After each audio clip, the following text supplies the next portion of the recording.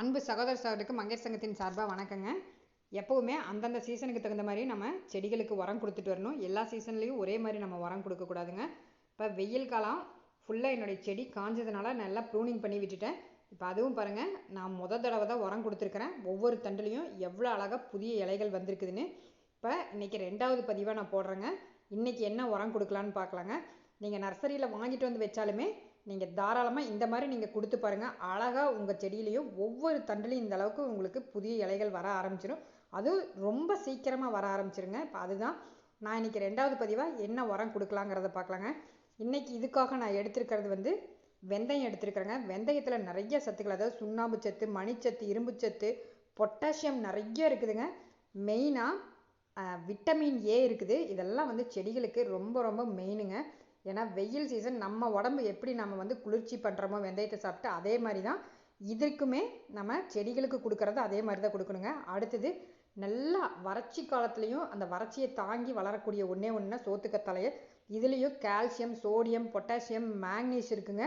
Vitamin A, vitamin B1, B2 நிறையா சத்துக்கள் நம்ம சொல்லிகிட்டே போகலாங்க. அந்த அளவுக்கு இருக்குது. இது கண்டிப்பாக நீங்கள் வெயில் சீசனுக்கு நீங்கள் ஒரு 4 நாள் விட்டு இந்த மாதிரி கொடுக்கலாங்க.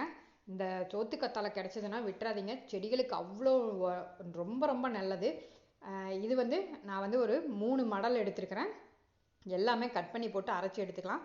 இதை நல்லா நொதிக்க விட்டுருங்க. அதுதான் மெயினான பாயிண்ட்டு. ஒன்றா ட்ரை பண்ணி கொடுக்கலாம். அதாவது ஒன்றா குப்பையெல்லாம் போட்டு ஒரே மாதிரி மண்ணை போட்டு மூடி நீங்கள் அந்த மாதிரி ட்ரை பண்ணி கொடுக்கலாம். இல்லைன்னா இந்த மாதிரி மிக்சியில் தண்ணி விட்டு அரைச்சி நல்லா ஒரு 4-5 நாள் விட்டு நொதிக்க விட்டுட்டு அதுக்கப்புறம் கொடுக்கலாங்க. ரெண்டுமே சத்துக்கள் அப்படியே ஒரே மாதிரி தான் இருக்கும். இப்போ இதை நான் மிக்சியில் அரைச்சி நல்லா நொதிக்க விட்டு தான் கொடுக்க போகிறேன். இதோட நீங்கள் நாட்டு சக்கரை வேணுன்னா கூட சேர்த்திக்கலாம். ஏன்னா முதல் தடவையே சேர்த்திட்டேங்கிறதுனால இப்போ நான் நாட்டு சக்கரை சேர்த்தலை. இப்போ அடுத்தது இதில் என்ன சேர்த்தலாங்கிறத பார்க்கலாங்க. எல்லாமே கட் பண்ணி போட்டுக்கோங்க. கண்டிப்பாக இதை மிஸ் பண்ணிடாதீங்க. இந்த 2 உரமும் நீங்கள் வெயில் காலத்தில் கொடுக்கறதுக்கு மிஸ் பண்ணிடாதீங்க. அவ்வளோ அழகாக செடி வளருங்க. இப்போ இதை நல்லா அரைச்சி எடுத்துட்டேன். இதை ஒரு பாத்திரத்தில் விட்டுக்கலாங்க. நல்லா விட்டுட்டு நீங்கள் நல்லா நொதிக்க விட்டுருங்க. இப்போ இதோடையே நான் கேரட், பீட்ரூட்டு அந்த தண்ணியை கொஞ்சம் எடுத்துருக்கேன். ஜூஸ் போட்டு அந்த தண்ணியை மட்டும் எடுத்து வச்சுருக்கேன். அவ்வளோதாங்க. இதை பாருங்கள். நல்லா இதோட நான் காஃபி தூள் உங்கள்கிட்ட எந்த பிராண்ட் இருந்தாலும் நீங்கள் யூஸ் பண்ணிக்கோங்க. நல்லா அந்த பூக்களோட கலர் அவ்வளோ அழகாக நல்லா வரும். ஒரிஜினல் கலராக வரும். அந்த கலர் நல்லா அடர் நிறமாக வரத்துக்காக தான் காஃபி தூளை சேர்த்துறது. நல்லா கலந்து விட்டுக்கிறேங்க.